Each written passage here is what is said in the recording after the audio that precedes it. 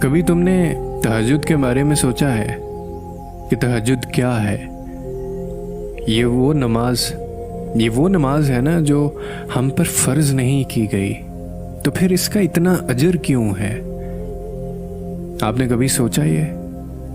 اس کا اجر اس لیے ہے کیونکہ اس کا پیغام نہیں آتا، اس کے لیے خود اٹھا جاتا ہے۔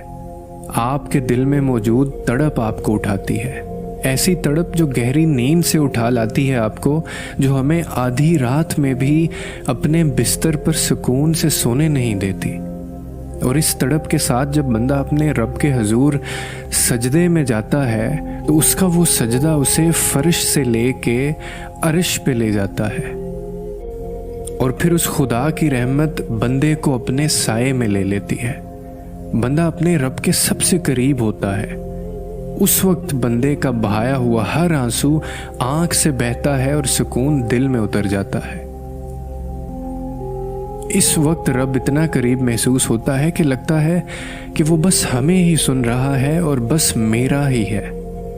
وہ ہمارے اندر ایک ایسا یقین پیدا کر دیتا ہے کہ اس نے ہماری مانگی ہر دعا کو قبول کر لیا اور ہماری ہر خواہش کو صحیح وقت پہ پورا کر دے گا۔